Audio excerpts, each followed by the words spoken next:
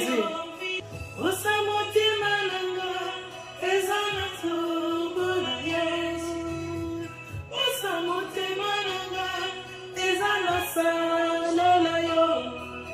Ematila modi mananga yo. Na yema yoga. Ekotira mabazo nanga yo. Na tomboloma.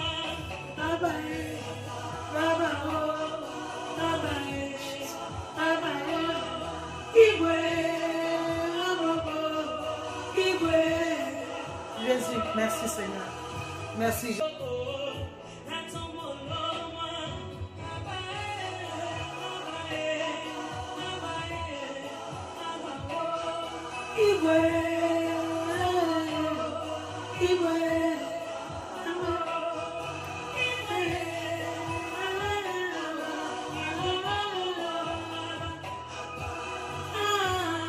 Je vous salue tous au nom de Jésus-Christ de Nazareth, femme forte et homme fort. Aujourd'hui, mon frère, ma soeur, nous allons parler de David. David, le roi David, l'homme selon le cœur de Dieu. Nous allons voir d'où vient la loi et la malédiction de David. D'où vient la loi et la malédiction qui était rentrée dans la maison de David, mes bien-aimés.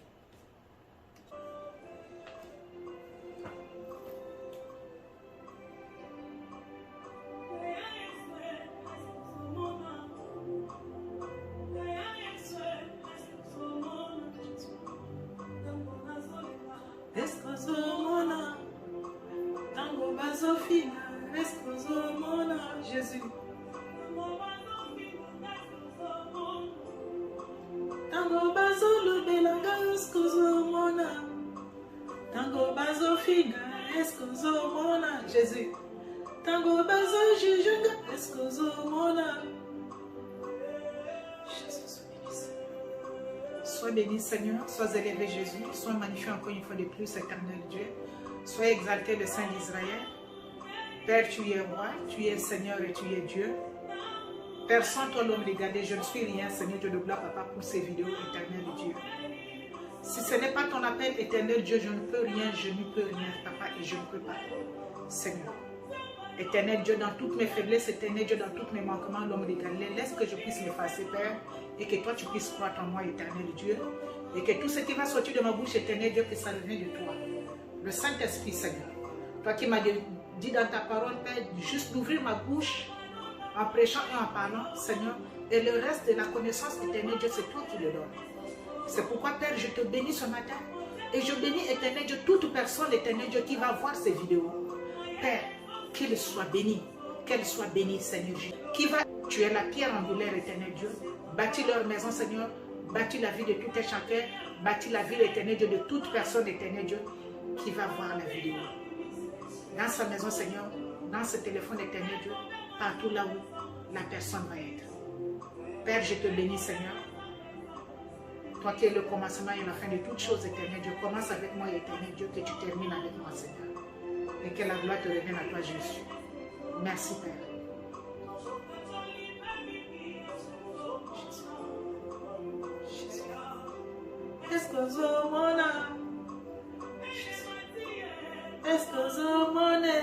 Jésus, merci. Merci, Seigneur.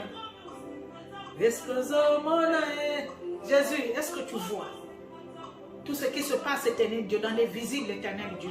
Contre ma soeur, contre mon frère, éternel Dieu, contre moi, ma maison, éternel Dieu et ma famille. Tout ce qui se passe dans les visibles, éternel Dieu. Tout ce qui se passe dans les visibles, Seigneur. Je peux me battre, je peux parler, Seigneur. Mais ce qui se passe dans les visibles, Seigneur, est-ce que tu vois? C'est ça la question de la chanson. Quand on parle de moi, quand on me juge, quand on veut me faire du mal, éternel Dieu, quand on se complote contre moi, éternel Dieu, est-ce que toi tu vois? C'est ça la question de chanson de la sœur Eunice. Ma sœur, sois bénie. Et mon frère, toi qui vas voir la vidéo aussi, sois béni. Merci. Merci Seigneur. Merci Jésus. Amen. Salut mes bien-aimés, je vous salue encore au nom de Jésus-Christ de Nazareth. On va parler de notre roi David. On va parler de notre roi David, mes bien-aimés. Le roi David était l'homme selon le cœur de Dieu. L'homme que Dieu est parti ramasser dans la brousse. Une personne qui n'était rien. Une personne qui n'était pas considérée dans la société, mes bien-aimés. David avait ses frères, il avait ses grands frères, il avait ses cousins qui étaient plus grands, plus intelligents que lui.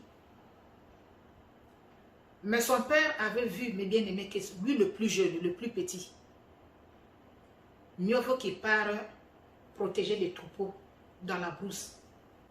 Dieu, par sa grâce et par sa miséricorde, mes bien-aimés, a trouvé bon d'aller récupérer David là où il était. L'élever, l'amener dans les dimensions que l'homme ne pouvait pas l'amener. Quand David quittait la brousse, mes bien-aimés, pour aller protéger les troupeaux de son père, tout ce qui se passait dans la maison ou dans la ville, David n'était pas au courant. Dieu est parti trouver David là où il était, mes bien-aimés. Il a envoyé le messager pour venir prendre David. Dieu l'a élevé. Dieu a changé sa vie. Dieu a changé la dimension de David. Mais aujourd'hui, mes bien-aimés, on va parler, mais d'où revient la loi et la malédiction de David. David était un bon roi. David était un homme de guerre. Qu'un jour, David dormait.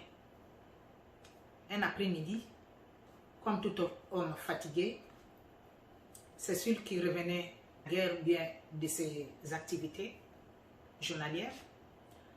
David est rentré, il était fatigué. Après avoir fini de manger, mon frère, ma soeur, David est parti dormir. Et l'après-midi, David s'est réveillé, il a monté dans le balcon de sa maison en haut de l'étage.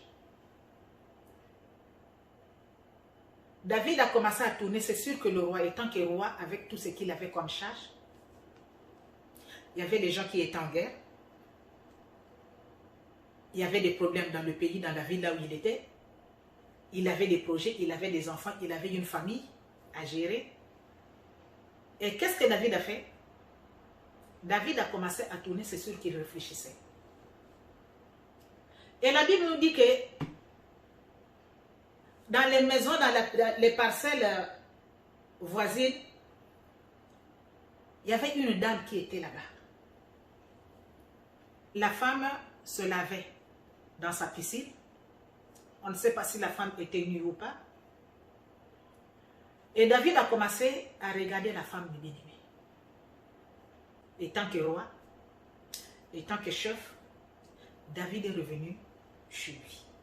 Et David a demandé à ces gens. Vous connaissez David comme c'était un homme autorité, même chez nous.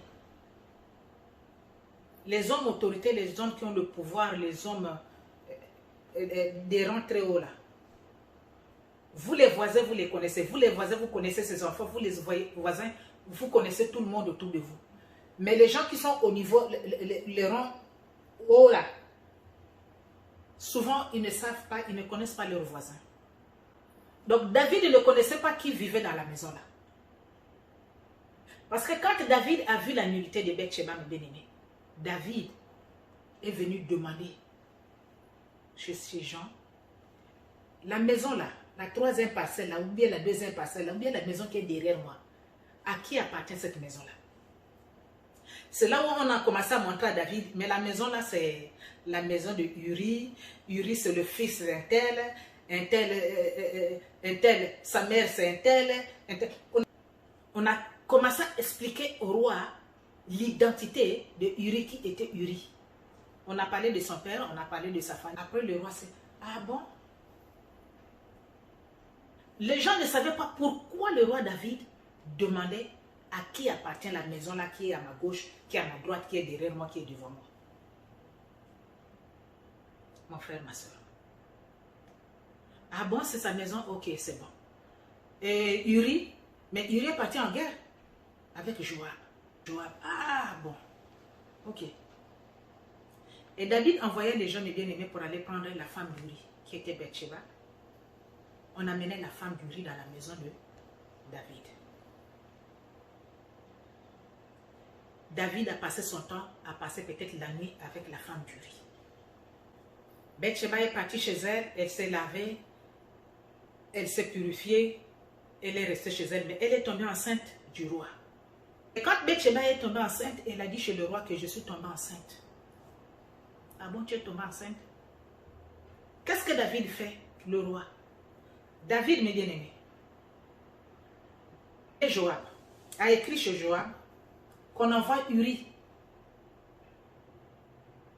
Pourquoi? Parce qu'il ne veut pas s'humilier, il ne veut pas avoir honte que la femme de ces personnes, la femme de ces gens sont partis en guerre et le roi est resté en train de sortir de femme en femme avec les femmes de ses inférieurs.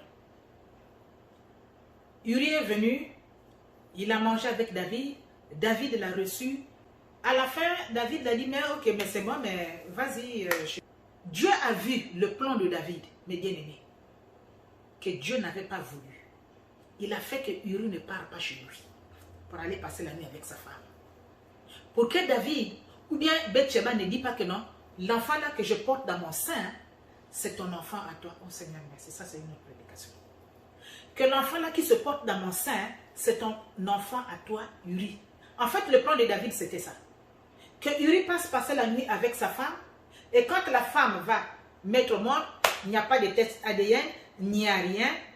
On va dire que quand Uri était venu, et quand il était reparti, sa femme était tombée enceinte. L'enfant là, c'est pour lui. Même si on voit que c'est le visage de David, mais c'était son voisin. Même s'il prend le visage du roi, c'est le voisin. Et, mes bien-aimés, Uri a passé la nuit devant la porte, c'est ce que la Bible nous dit. Uri a refusé, mais devant la porte du palais. C'est là où Uri a passé la nuit, avec les gens qui étaient venus avec lui. Et le matin, on vient dire chez le roi que, mais Uri là que tu avais dit d'aller dormir avec, dans sa maison là. Mais Uri a passé la nuit devant la porte. Ah bon? Mais comment ça? Ah, mais il a passé la nuit devant le portail. Appelle-moi Uri. Uri, mais quoi, tu n'es pas parti chez toi? Tu n'as pas passé la nuit avec ta femme et tout? Mais bien aimé, Uri dans sa sincérité a juré même sur la tête du roi que, roi, tant que tu vivras, mon chef du combat, Joab, ne peut pas rester là-bas en guerre pour combattre pour nous. Et moi, je viens, je mange, je bois, je dors avec ma femme. Non, je ne peux pas faire ça. Tant que tu vis, toi, roi, je ne peux pas faire ça. Là, je suis là, même ma femme là, elle va écouter dans les échos que j'étais là. Je ne pars même pas à la maison. Je repars en guerre. Mais bien aimé, le roi était troublé. Le roi a eu encore une autre idée. Et qu'est-ce que je vais faire avec un homme comme ça? Non, non, non, non, non, non. Moi, je ne veux pas la honte là. Je ne veux pas la honte là. Genre, c'était la femme de mon petit. Et quand l'enfant va naître, on va dire qu'on va demander à la femme qui t'a enceinté, ton mari était en guerre pendant 2 mois, et toi, tu es tombée enceinte derrière, donc tu es une femme adultère, donc on va lapider la femme de tout et tout. C'est moi qui a commis l'acte? Non. Mais bien aimé, David le roi, l'homme selon le cœur de Dieu, a péché contre le roi. L'homme selon le cœur de Dieu, mes bien-aimés, a péché contre le roi David a fait. Il a fait une lettre. Il a donné à Uri pour aller donner à Joab. Joab, tu vois la lettre que je suis en train de t'écrire là. Cet homme-là, je ne veux pas qu'il revienne avec toi. Si vous remportez la victoire là-bas. Cet homme-là, place-lui devant, au front, pour qu'on la tue. Il ne faut pas qu'il revienne. Uri a amené la mort, mes bien-aimés, dans ses mains. Sa mort, sa propre mort à lui. Il a amené ça dans ses mains, il est parti donner chez lui. Parti donner chez Joab, le chef de l'armée, de David. Et quand il a lu la lettre, qu'est-ce que? Uri est mort. Mon frère, ma soeur, on a abattu Uri dans le champ de bataille. C'est là où nous allons lire la parole de Dieu, mes bien-aimés. On va lire la parole de Dieu, mes bien-aimés, dans 2 Samuel 12. On va lire le verset 8 et 10. C'est là où on a tiré le titre de notre prédication, d'où revient la loi et la malédiction de David. Nous allons lire la parole de Dieu, mes bien-aimés, dans 2 Samuel 12, verset 8 à 10. Ça, c'est Nathan qui est en train de dire à David, Nathan le prophète, lui qui venait expliquer à David tout ce qui se passait quand Dieu donnait des révélations pour le royaume, pour la ville, pour le pays, qui venait transmettre les messages de Dieu chez David, c'est le prophète Nathan. Ça va, Nathan est venu à partir du verset 7, mais on va lire le verset 8 jusqu'à 10. J'étais mis en possession de la maison de ton maître. Qui était le maître de David? C'était Saoul. J'ai placé dans ton sein les femmes de ton maître. Je t'ai donné la maison d'Israël et de Juda. Et si cela lui était peu, j'aurais encore ajouté. Oh Seigneur. Pourquoi donc as-tu méprisé la parole de l'Éternel en faisant ce qui est mal à ses yeux? Tu as frappé de l'épée Uri le Héthien. Tu as pris sa femme pour en faire ta femme. Et lui, tu l'as tué par l'épée des fils d'Ammon. Oh David. Maintenant, l'épée ne s'éloignera jamais de ta maison, parce que tu m'as méprisé et parce que tu as pris la femme d'Uri, les Héthites, pour en faire ta femme. Amen. Mais bien aimé, après avoir commis l'acte, David croyait que c'est la fin, l'histoire est passée. Il n'y aura plus rien, mais Uri est mort. Et là, je prends la femme, il avait déjà pris même la femme. Dès qu'il a écouté que Uri est mort, mais bien aimé, au front, David a pris les gens, a envoyé les gens pour aller prendre Bathsheba et amener dans sa maison. Et quelques jours après, Dieu s'est révélé chez Nathan, le prophète, va dire à David ceci. Quand Nathan est arrivé à partir du verset 7, mes bien-aimés, Nathan a donné un radage chez David. David regarde ce qui s'est passé. Il y a un homme qui avait plein de moutons. Et il y a un homme qui, son voisin, avait seulement une seule. Et la seule là était dans sa maison, grandissait avec ses enfants, ceci, cela, si vous lisez bien la parole de Dieu. Et cet homme qui avait plein, cet homme qui était rempli, cet homme qui avait tout, qu'est-ce qu'il a fait? Au lieu de prendre les moutons, les brebis et quoi? Pour nourrir, mais pour recevoir les étrangers qui sont venus chez lui, qu'est-ce qu'il a fait? Il a l'unique qui était chez le voisin. Il a pris, il a mené chez lui, il a tué, et il a fait manger à ses étrangers. Mais bien aimé, David selon le cœur de Dieu, l'homme selon le cœur de Dieu, n'aimait pas aussi les choses qui n'étaient pas bonnes là. Aussitôt David s'est levé, il s'est énervé. Mais comment la personne là peut faire des choses comme un animal, une personne qui ne peut pas réfléchir? Quelque chose qui était seulement un, dans la main de l'autre, il est parti prendre et puis Dieu dit que oui, c'est ça. Nathan dit que oui, c'est ce que l'homme a fait. En tout cas, moi selon moi, si tu es venu me dire ça, la loi qui sort là, la personne doit mourir, la personne doit le tuer, la personne doit le lapider. Et aussitôt mes bien-aimés, Nathan lui dit que c'est toi la personne en question. C'est toi la personne en question. Aussitôt David est tombé par terre. Mais bien aimé, la Bible nous dit que David, quand Nathan est venu la voir, mon frère, ma soeur, Nathan a demandé à David, c'est leur question, c'est ce que Dieu a mis en lui. David, je t'ai donné les femmes de ton maître. Qui était le maître de David? C'était Saoul. Les femmes que Saoul avait laissées là, qui était le maître de David là. Parce que David n'avait pas un autre maître. Son maître n'était pas son père. Son maître n'était pas le Jonathan. Son maître n'était pas ses frères. Mais son maître à lui était lui, Saoul. Et Nathan commence à lui poser des questions. Dieu commence à poser à David des questions de bien-aimés. À travers Nathan. Est-ce que je ne t'ai pas donné des femmes, David? Même les femmes de ton maître. Même les maîtresses de ton maître. Je te les donné. Oui ou non, David? Oui. Oui, Seigneur. Oui, maître. Est-ce que je ne t'ai pas donné le royaume? Oui, Seigneur, tu me l'as donné. Est-ce que je ne t'ai pas donné l'argent? Oui, Seigneur, tu m'as donné l'argent. Est-ce que je ne t'ai pas donné les enfants? Oui, Seigneur, tu m'as donné les enfants. Bon. Qu'est-ce qui te manquait, David? Que toi, David, l'homme selon mon cœur à moi, que si tu me demandais, je ne pouvais pas te donner. Si tu as trouvé que tout ce qui était dans tes mains était petit, David, tu me demandais, je te donnais. Mais qu'est-ce qui t'a poussé de faire des actes comme ça? Mon frère, ma soeur.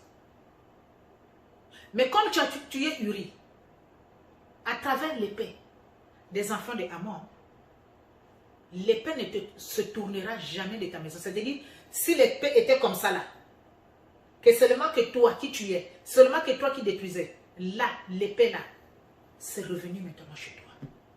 Mon frère, ma soeur, je vais dire quelque chose à une personne. Ce que nous semons nous aujourd'hui, dans le mal, dans le bien, va nous rattraper d'une manière ou d'une autre. Va nous rattraper d'une manière et d'une autre. Je travaillais un jour avec les amis et l'ami commençait à m'expliquer. On priait souvent ensemble quand on arrive souvent.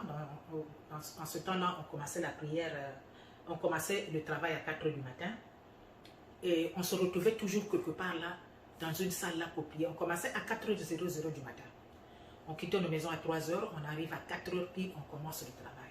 Bon, on prenait toujours pendant 15 à 20 minutes avec la sœur. On était à 3. Et souvent, parfois, les autres aussi qui étaient entre nous là. 3 ou 4 personnes ont prié. Et quand on faisait la prière, mes bien-aimés, pour 15, bien 10 minutes avant de commencer de travailler, et un jour, la sœur commence à m'expliquer son histoire, me dit que, en tout cas, dans ma vie, j'ai raté beaucoup des hommes.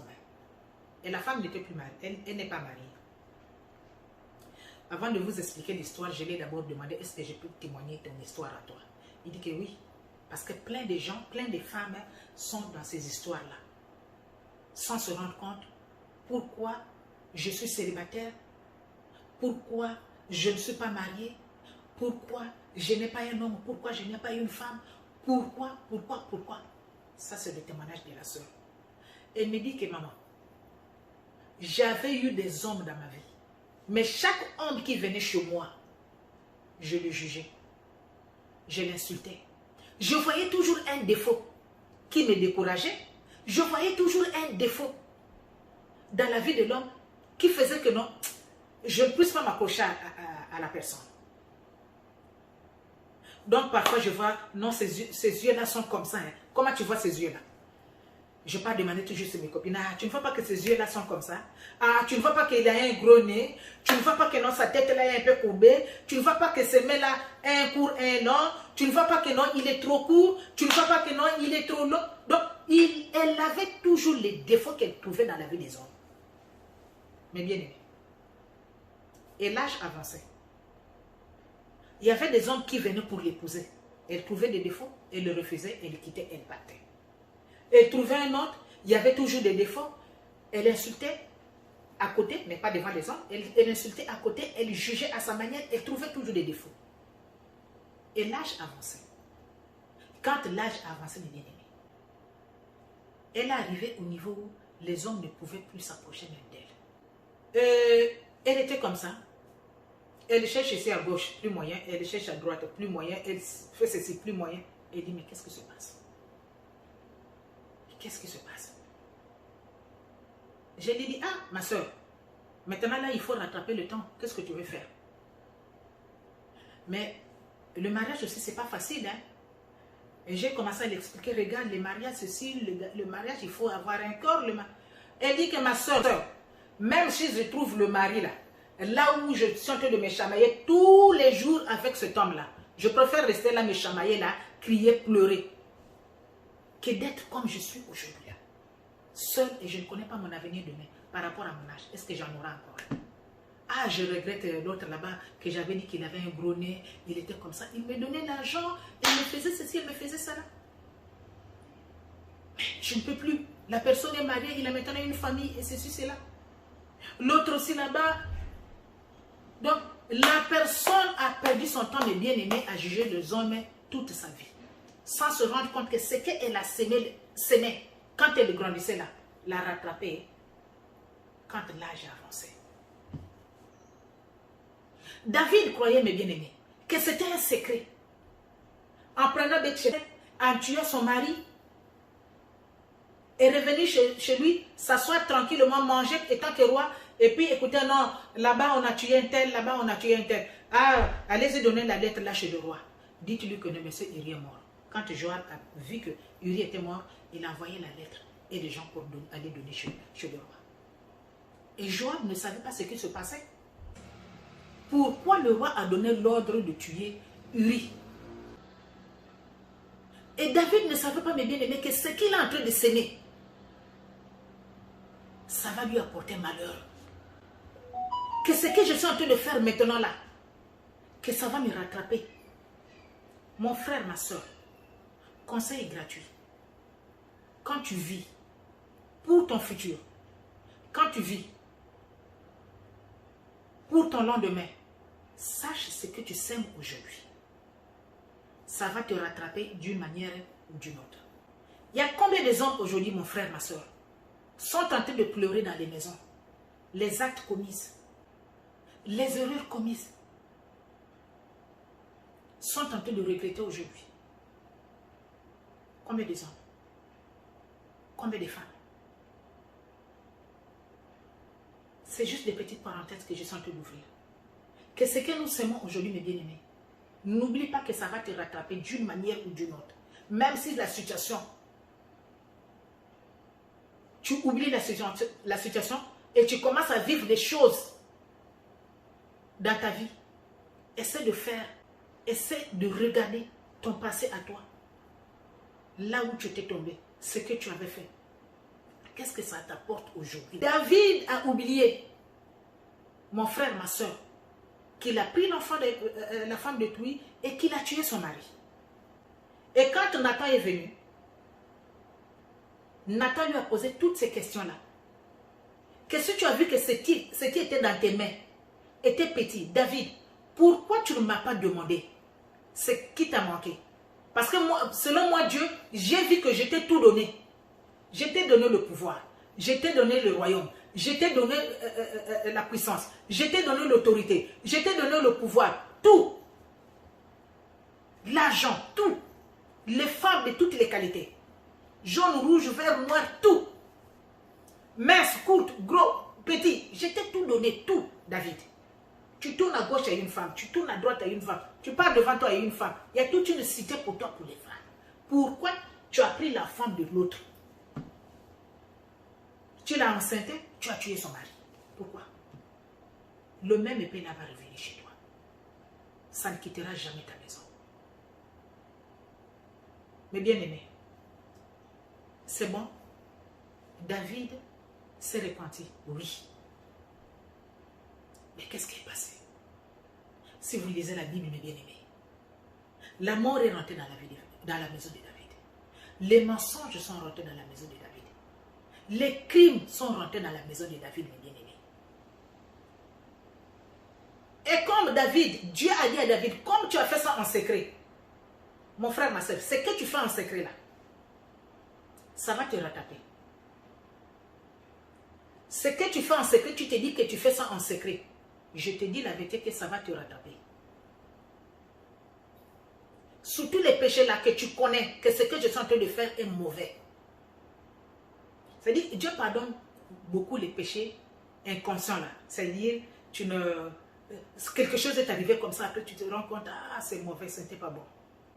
Mais ce que tu es conscient, tu connais que ce que je suis en train de faire, c'est mauvais. Au fond de toi, tu connais que le vol là, c'est mauvais. Au fond de toi, tu connais que l'impudicité là, c'est mauvais. Au fond de toi, tu connais que la calomnie, c'est mauvais. Au fond de toi, tu connais que je suis en train de parler de l'autre. Témoigner quelque chose qui n'existe pas. Calomnier une personne, des choses qui n'existent pas, les choses que tu ne maîtrises pas. Mais tu le fais. Sache-le, mon frère et ma soeur, que ça va te rattraper d'une manière ou d'une autre. Dieu a dit à David, tu as couché avec Bathsheba en secret. Personne ne connaissait, mais moi je t'ai vu. Tu as fait ça en secret. Mais moi, ce que je vais faire, moi, Dieu, ça va être aux yeux de tout le monde.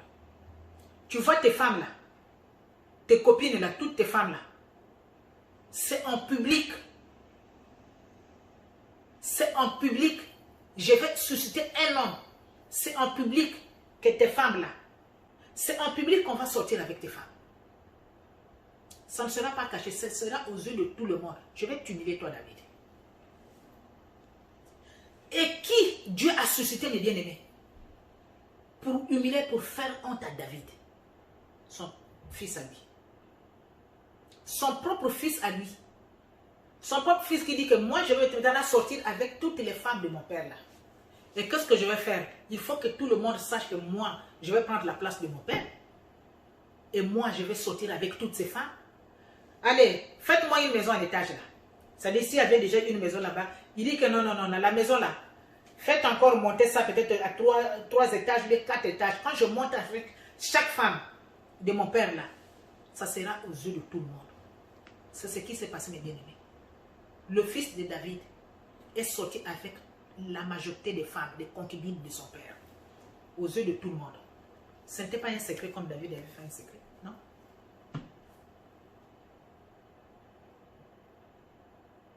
Tamar avec son frère, l'inceste est rentré.